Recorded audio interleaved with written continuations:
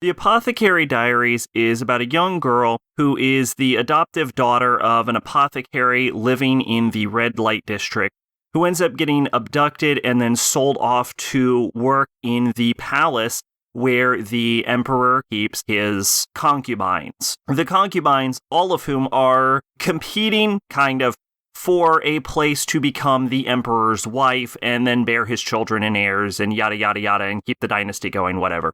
There, she meets a really pretty eunuch man who acts as the manager for the palace and eventually ends up using her apothecary skills to basically solve crimes. She just solves, she's like Sherlock Holmes. She goes around solving crimes with the knowledge of chemistry and medicine. The show itself is pretty episodic, although to its credit, the disconnected episodes do end up connecting back into each other to create a more complete plot. And I definitely didn't expect that, but I definitely appreciated when it happened.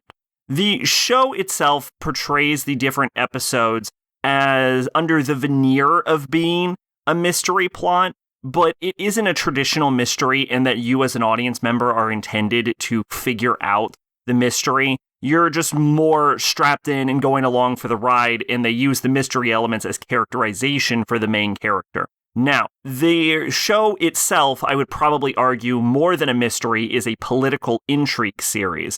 And as far as the political intrigue goes, and the various connections and rivalries and relationships that come about from the concubines in the palace, the plot twists that relate to the intrigue plot are a lot more predictable than the individual lesser-focused mystery elements, and I say that fully to the show's credit, in that I think the intrigue plot elements are laid properly enough, that there's enough groundwork and establishment that nothing feels like it comes out of nowhere. And even if you may get surprised at one or two instances, it feels earned and feels properly set up.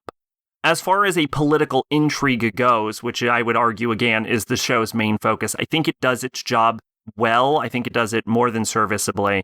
And I do feel like the characters are not necessarily my favorite, but I don't really find much fault with any of them. I think the show manages to do what it tries to do well enough, and there really isn't too much I can get into without getting into massive spoilers or talking about individual episodes.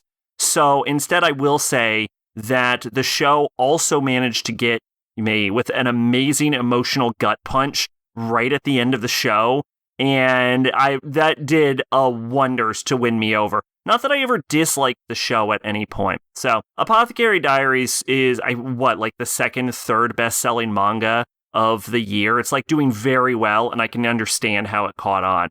It is a very entertaining show. It's not like the best thing I've ever seen, but I know that they're making a season 2, and I'm very excited to see where the show's going. Twitch and Discord in the description. I've been Sacrobolic, your envoy of hope. Bye-bye.